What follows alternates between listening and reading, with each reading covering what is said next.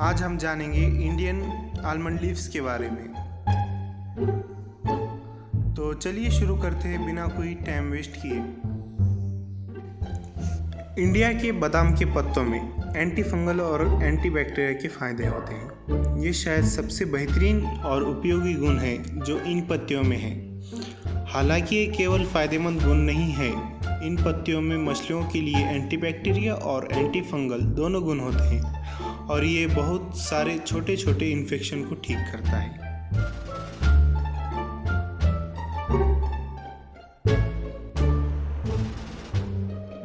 India के बादाम के पत्तों का उपयोग नेचुरल तरीके से पीएच लेवल को कम करने के लिए किया जा सकता है।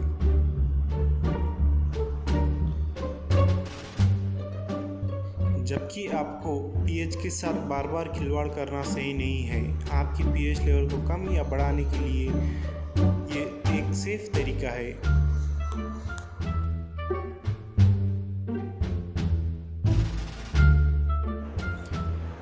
इनमें बेनिफिशियल टैनिक एसिड और टैनिन्स होते हैं।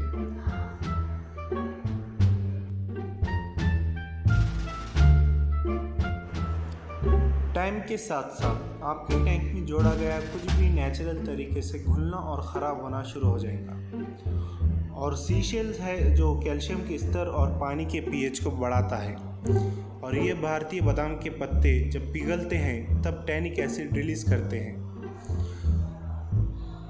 जो पीएच लेवल को कम करता है। लेकिन टैनिक एसिड है क्या? टैनिक एसिड एक तरीके का दवाई गुणों वाला एक टैनिन्स है जो कमज़ोर एसिड है जो मछली और इंसानों दोनों को मदद कर सकता है। ये पत्ते ब्रीडिंग में हेल्प करते हैं।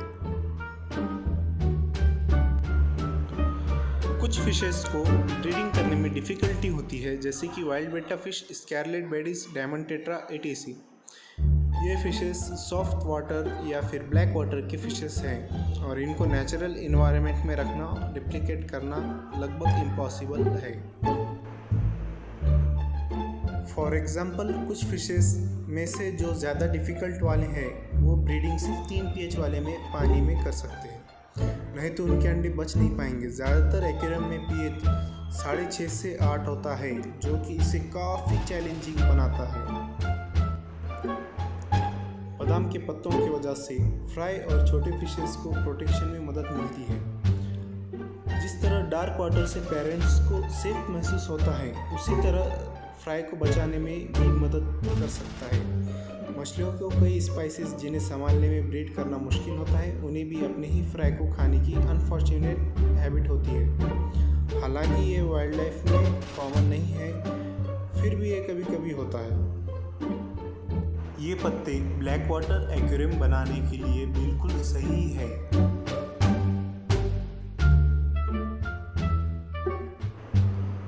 जैसे कि पहले कहा था, भारतीय बादाम के पत्ते ब्लैक वाटर का एनवायरनमेंट बनाने में बहुत इफेक्टिव हैं, जबकि आप इसे ड्रिफ्टवुड या कोई सब्सटेंसेस के साथ भी पूरा कर सकते हैं। भारतीय बादाम के पत्तों में बहुत ज़्यादा बेनिफिट होता है ड्रिफ्टवुड के मुकाबले।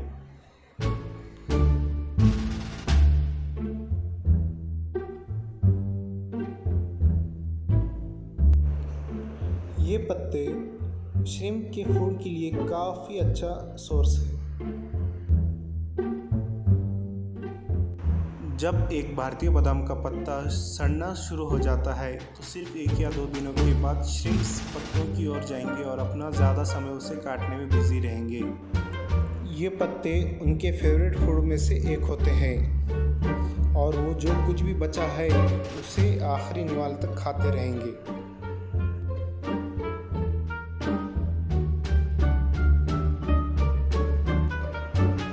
Leaf litre substrate. फिश के लिए सबस्ट्रेट सभी शेप्स और साइज में आते हैं, जैसे कि ग्रेवल से लेके सैंड तक, टाइल से लेके बेयर बॉटम तक।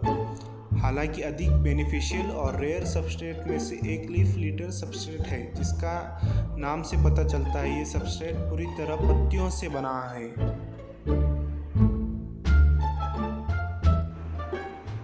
इन्फोसोरिया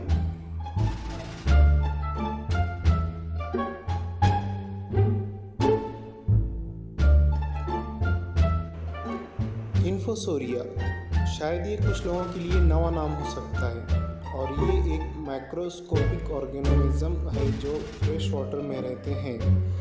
उन्हें इन्फोसोरिया कहते हैं। कुछ इतने बड़े भी होते हैं कि हम उन्हें देख सकें। आप नॉर्मली उनकी एनाटॉमी नहीं निकाल सकते। ये चमकते हुए धब्बों के जैसे होते हैं जो नॉर्मली टैंक के ऊपर ही तैरते हुए दिखाई देते हैं। तो अब आप लोग सोच रहे होंगे कि इन्फॉर्मेशन का करें क्या। इन्फोसोरिया किसी भी एक्वेरियम का एक इम्पॉर्टेंट पार्ट है और एक वेल एस्टेब्लिश और स्टेबल इन्वायरमेंट का एक साइन है। बहुत से दूसरे एक्वाटिक क्रिएचर्स उन्हें खाते हैं, नॉर्मली स्नेल, श्रिम्प्स और कुछ फिशेस भी।